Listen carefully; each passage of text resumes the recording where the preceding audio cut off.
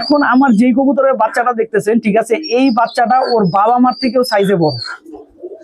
এই যে দেখছেন, আবার আমি পক্স উঠায় দেই, আবার সাইড থেকে পক্স বেরিয়ে যেতেছে। দেখেন, এই যে ডিম নষ্ট করে ফেলছে। এখন এত টাকা দিই, আর এইখানে দেখেন মাটিটা কত সুন্দর করে ওর বাচ্চাটাকে খাওয়াইতেছে, ঠিক আছে। আর এইখানে হচ্ছে আমার যেই কবুতরটা আপনার ওই যে একজন নিছিল, নিয়ে বাচ্চা করছে, বাচ্চা করার পরে একদম আধা মরা করে আমাকে ফেরত দিছিল। আর পাকিস্তানি কবুতরের একটা জিনিস আমার খুবই ভালো লাগে, ঠিক আছে, এই কবুতরগুলা খুবই শান্তশিষ্ট, ঠিক আছে। আসসালামু আলাইকুম দর্শকবৃন্দ, কি অবস্থা সবার, কেমন আছেন আপনারা? আপনাদের সবাইকে আমাদের নতুন একটা ভিডিওতে স্বাগত। তো দর্শকবৃন্দ, আমার এবারের করা কিছু বাচ্চা বাবা মার থেকেও সাইজে বড় হয়েছে, বুঝছেন। আমি বাচ্চাগুলো আগে আপনাদেরকে দেখাই। আপনারা এখন আমার যেই কবুতরের বাচ্চাটা দেখতেছেন, ঠিক আছে, এই বাচ্চাটা ওর বাবা মার থেকেও সাইজে বড়। তো আপনারা ভাবতে পারেন যে বাবা মার থেকে বাচ্চা কিভাবে বড় হয়। বাবা মার থেকে বাচ্চা বড় হয়েছে এই কারণে, কারণ হচ্ছে ওর বাবা মা দুইটাই আসলে বড় জাতের কবুতরের বাচ্চা ছিল, কিন্তু সাইজে একটু ছোট হয়েছে। আর এইটা যেহেতু মনে করেন আপনার এই বাবা মা দুইটাই বড় জাতের কবুতর ছিল, যে কারণে বাচ্চাটা অটোমেটিক বড় সাইজের হয়েছে। হ্যাঁ, আর আমরা যে এখানে একটা কবুতরের অপারেশন করছিলাম, ওই কবুতরটা আজকে খাইছে নাকি একটু দেখা দরকার। আমি প্রত্যেকদিনই ওই কবুতরটাকে অবজারভেশনে রাখি যে ও ঠিক মতো খাবার খাইছে নাকি খায় নাই। আজকে বেচারা ঠিক মতো খাবার খাইতে পারে নাই। এই যে দেখছেন, আবার আমি পক্স উঠায় দেই, আবার সাইড থেকে পক্স বেরিয়ে যেতেছে। দেখেন, সাইড থেকে আবার পক্স বেরিয়ে গেছে, দেখছেন। আমি অলরেডি ঠোঁটের মাংস বেশিরভাগই মনে করেন ফেলে দিছি। এখন যদি পক্সের জন্য আরো ফেলি, এটা বাঁচবে না। এখন যা হবে হোক, ঠিক আছে, আমি আর এটা ধরতে যাব না। এই যে দেখেন মুখের অবস্থা কি, বুঝছেন। এই যে ওর এই পুরা চাপাটার মধ্যে ওই যে পক্সের যে দানাটা আছে না, এই দানাটা ভরে গেছে, বুঝলেন। এখন যদি আমি এইটা নিয়ে আরো বেশি কমানোর চেষ্টা করি, তাহলে দেখা যাবে ঠোঁটই থাকবে না। আমার এই যে খয়রা গলা টাইপের যে বাচ্চাটা হয়েছে, আমার খুব ইচ্ছা ছিল এই বাচ্চাটার চোখ যেন লাল চোখের হয়। আলহামদুলিল্লাহ, খয়রা গলা বাচ্চাটার চোখ এখনই লাল চোখের হয়ে গেছে, দেখছেন। তো আমার বিশ্বাস যে এই বাচ্চাটার চোখ একদম কটকটা লাল হবে।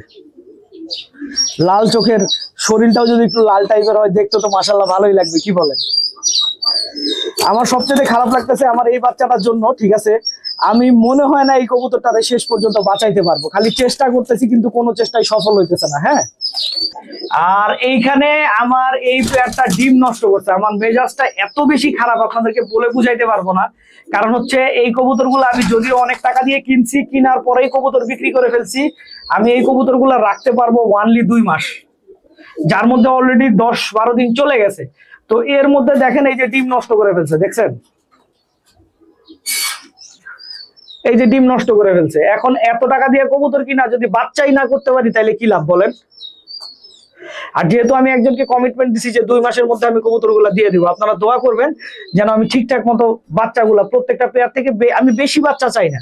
আমি যদি 1 পেয়ার করেও বাচ্চা করতে পারি, আমি যদি 8টা কবুতর আনছি, 8টা কবুতর থেকে 8টা বাচ্চা করতে পারি, আমার পুরাটাই লাভ হবে, এই আর কি।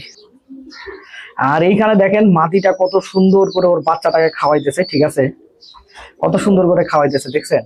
আমরা যারা কবুতর পালি, আমাদের কাছে সবচাইতে সেরা দৃশ্য হইতেছে এইটা, যেটা দেখলে মনে করেন আপনার প্রত্যেকটা কবুতর বাজের মন ভরে যায়।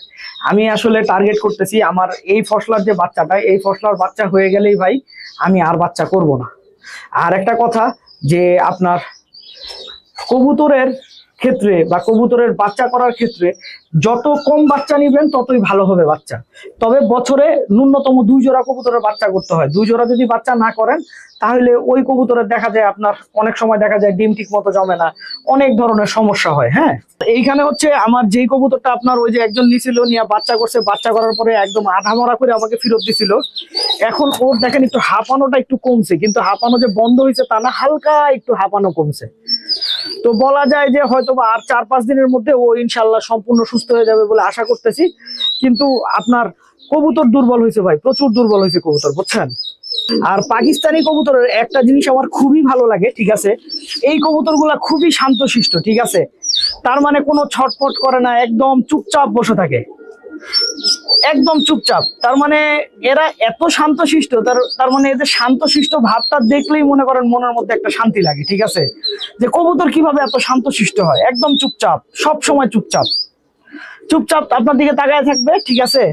তারপরে হচ্ছে মনে করেন আপনার খাবার দিলে খাবার খাবে, এরকমই, খুবই সাইলেন্ট। তো দর্শকবৃন্দ, ভিডিওটা আমি এখানেই শেষ করছি। আপনারা সবাই ভালো থাকবেন, 5 ওয়াক্ত নামাজ পড়বেন। আসসালামু আলাইকুম।